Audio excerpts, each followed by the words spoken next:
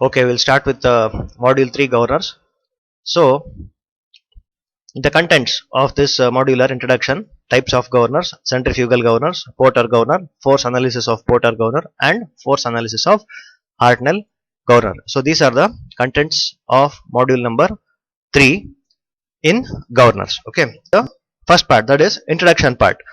So, what is a governor? A governor is basically a speed controlling device. How does it control the speed? The speed is controlled by mainly by cutting the or by regulating the supply of working fluid. Working fluid means in any of the component working fluid is plays a major role in all in controlling the equipments or in controlling the machineries. So here controlling the supply of working fluid or controlling the supply of the fuel. These are the main important terms which are very important from this governor's point of view. So as I told, the function of a governor is to regulate the mean speed of an engine when there are variations in the load. So how does it control? See, when the load on an engine increases, its speed decreases. So what is the function of governor when the load on the see, if we take the example of a vehicle. So when there is more number of people in a vehicle, what happens? The load on the vehicle increases. So what happens? Automatically the speed will decrease. So at this point of time, the function of a governor is to supply more working fluid or more fuel so that it can work in a proper manner. Similarly, vice versa. What when the load on the engine decreases, what happens? Its speed increases. So we take the example of same vehicle. When there is very less load or when there is no load, what happens? The speed will increase for a particular acceleration. So what happens at this point of time? The function of a governor is to control the supply of the fuel by reducing the supply of the fuel.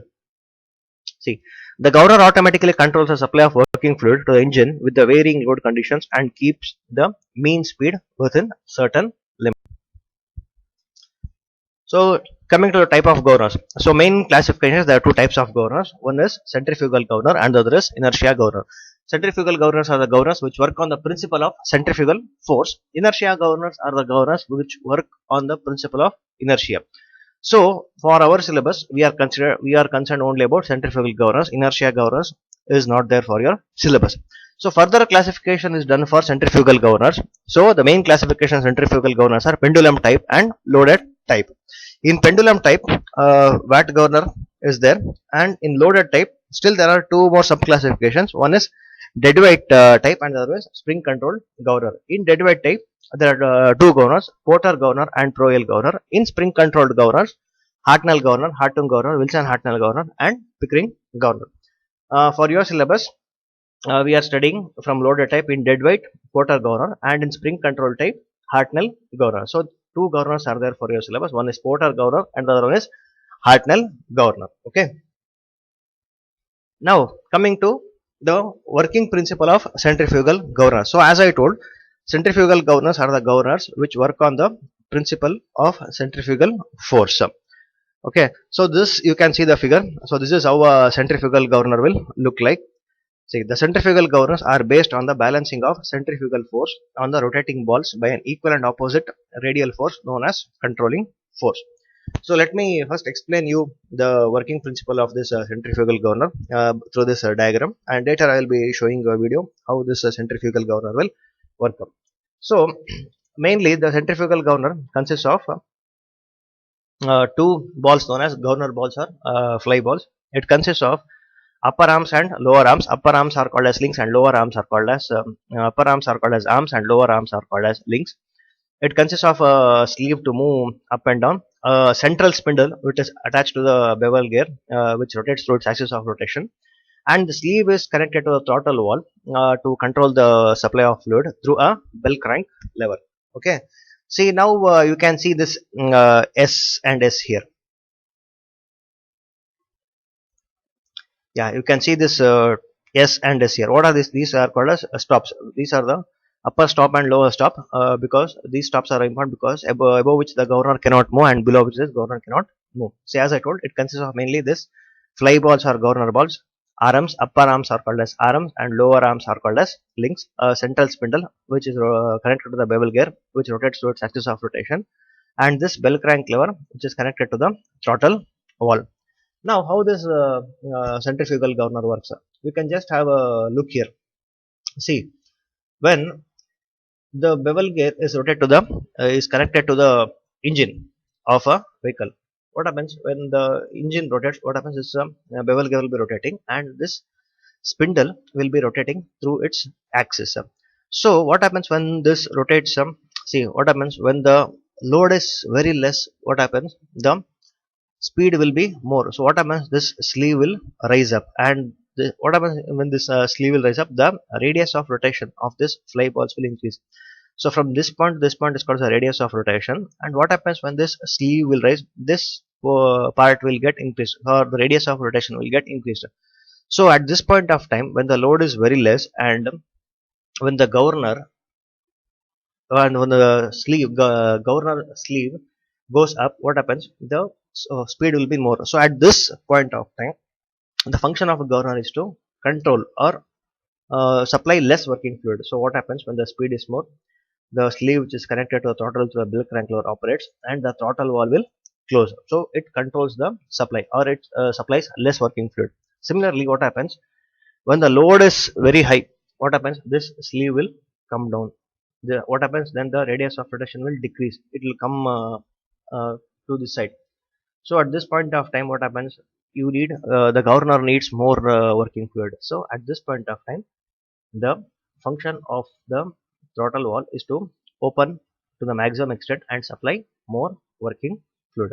So this is how a centrifugal governor. So these are the explanations which I have shown, which I explained. You have written here.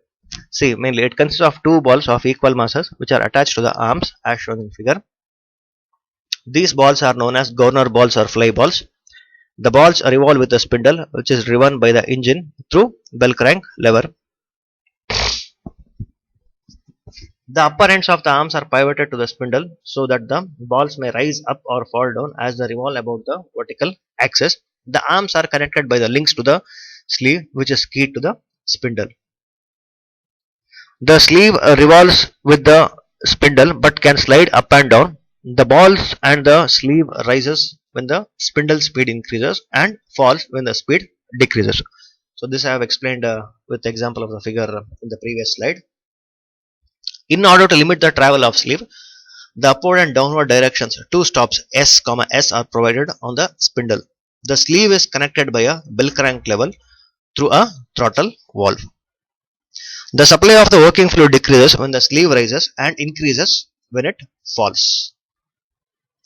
When the load on the engine increases, the engine and the governor speed decreases. This results in a decrease of centrifugal force on the balls. Hence, the ball moves inwards and the sleeve moves downwards.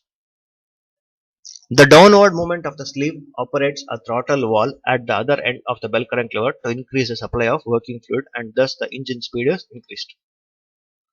When the load on the engine decreases, the engine and the governor speed increases, which results in increase of centrifugal force on the balls. Thus the balls move outwards and the sleeve rise upwards. So in this video you can see how a centrifugal governor will work. See, now it is these are the centrifugal governor. These are the governor balls, spindle. You can see the sleeve. See, now the load is very high. What happened? The radius of rotation decreased and it is moving very slowly. So now the throttle valve has to open to the maximum extent and supply more fuel. See, now in this the load is less, means the speed is more. So this bell crank lever, see, now it is controlling the supply of fuel by closing it. See, when the load is less, speed is more. When the load is high, speed is very low. You can see this throttle valve. So this is how a centrifugal governor will work. Bevel gears, spindle, sleeve, governor balls. See, now this is the equilibrium speed. All are in complete equilibrium.